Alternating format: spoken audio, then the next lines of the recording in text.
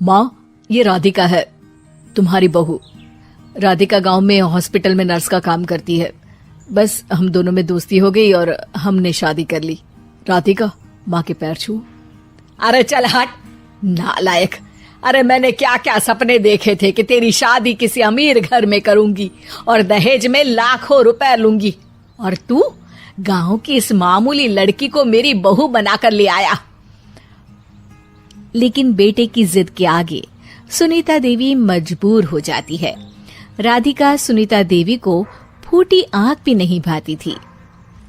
तुम चिंता मत करो भाग्यवान, हम दोनों मिलकर अपनी बहू को इतना सताएंगे कि वो हमसे तंग आकर ये घर छोड़कर चली जाएगी। फिर हम अपने बेटे की शादी किसी बड़े सेठ की बेटी से कर देंगे, ठीक है? अगले दिन सुनीता देवी अपने बेटे का कमरा साफ कर रही होती है। तभी बहू के सामान में उसे एक बड़ी बड़ी मूंछों वाले आदमी की तस्वीर दिखाई देती है और उसके कंधे पर एक बड़ी सी बंदूक टंगी होती है। तस्वीर के नीचे लिखा होता है डाकू मंगल सिंह। ये किसकी तस्वीर है बहू? ये मेरे पिताजी की तस्वीर है। बस फिर क्या था। ये सुनते ही सुनीता देवी के हाथ पैर कांपने लगते हैं। वो भागती हुई सीधा अपने पति के कमरे में जाती है। अरे गजब हो गया जी, गजब। अरे क्या हो गया भाग्यवान? हमारी बहू एक मशहूर डाकू मंगल सिंह की बेटी है। हे भगवान, अब क्या होगा? क्या कहा? डाकू मंगल सिंह?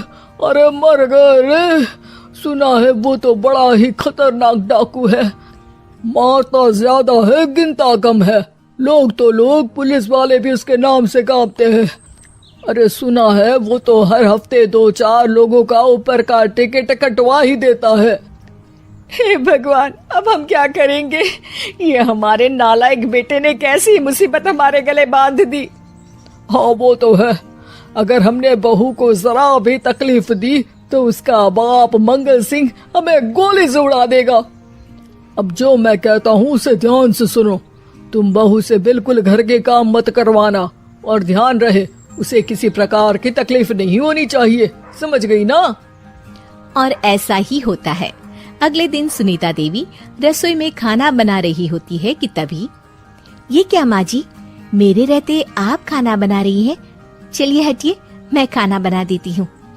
अरे नहीं नहीं बहू, तू यहाँ क्यों आ गई? जा तू अपने कमरे में जाकर आराम कर, मैं खाना बना लूंगी। सुनीता देवी जिद करके राधिका को भेज देती है। फिर एक दिन, अरे फर्श पर कितनी धूल जमी है, माँ जी देखेंगी तो नाराज हो जाएंगी, मैं अभी यहाँ पोछा लगा देती हूँ। राधिका जैसे ही पोछा लगाने लगती है कि तभी उसके ससुर की नजर उस पर पड़ती है। बंसीलाल भागता हुआ वहाँ आता है। अरे नहीं नहीं बहू, तुम ये क्या गजब कर रही हो? बहू तो बेटी समान होती है और हम ना अपनी बेटियों से काम नहीं करवाते। तुम आराम से बैठकर YouTube पर किड लॉजिक चैनल की सास बहू की कहानियां देखो। वो लोग ना बहुत अच्छी अच्छी कहानियां बनाते हैं। सच? आप देखते हैं? अरे मैं तो रोज देखता हूँ। शहर की बहू तो मेरी फेवरेट कहानी है। हाँ, ये कहकर बंसीलाल पोछा लगाने लगता है। इस तरह राधिका के सास ससुर सारा दिन उसकी खुशामद में लगे रहते हैं और उसे किसी महारानी की तरह रखते थे। कैसा लगा बहू? पिज्जा टेस्टी तो है ना? अच्छा, मीठे में क्या खाओगी बोलो तो? माँ जी, मुझे तो काजू कतली बहुत पसंद है और उसके बाद 1 गिलास लस्सी मिल जाए तो मजा आ जाएगा।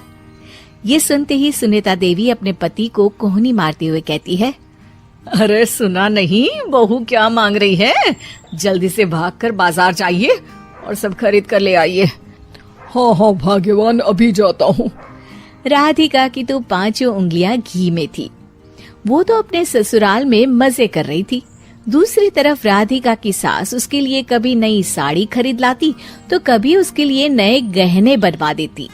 फिर एक दिन डाकू मंगल सिंह अपनी बेटी राधिका से मिलने अपने आदमियों के साथ आता है। उन सबको देखते ही राधिका के सास ससुर डर के मारे कांपने लगते हैं। मर गया रे। डाकू मंगल सिंह तो सच में कितना डरावना दिखता है, ऊपर से इतनी बड़ी बंदूक लेकर घूमता है। कैसे हैं समधी जी? क्या हुआ? आप इतना घबरा क्यों रहे हैं? और आपको इतना पसीना क्यों आ रहा है? आपकी तबीयत तो ठीक है ना?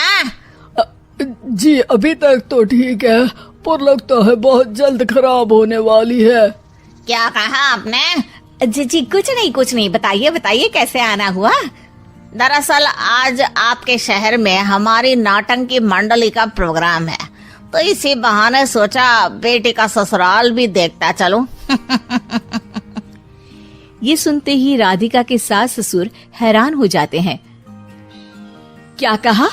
आप नौटंकी में काम करते हैं? हाँ माँ जी, पिताजी डाकू की एक्टिंग बहुत अच्छी करते हैं, उन्हें तो कई अवार्ड भी मिल चुके हैं। और ये बंदूक, ये तो असली लगती है। तभी राधिका के पिताजी अपनी नकली मूंछ निकालते हुए कहते हैं, इस मूंछ की तरह यह बंदूक भी नकली है। ये तो छर्रे वाली बंदूक है, इससे तो मैंने आज तक चिड़िया भी नहीं मारी। और खोदा पहाड़ निकला चूहा। इसका बाप तो मामूली नौटंकी वाला निकला, और हम इससे डर कर बहू की नौकरों की तरह सेवा कर रहे थे। आपने सही कहा जी, इसके पीछे मेरे कितने पैसे खर्च हो गए, और काम कर करके मेरी तो कमर टूट गई सो अलग। अरे बहू, तूने अपने पिताजी के बारे में हमें पहले क्यों नहीं बताया? राधिका मुस्कुराते हुए कहती है, आपने तो कभी पूछा ही नहीं ना माँ जी।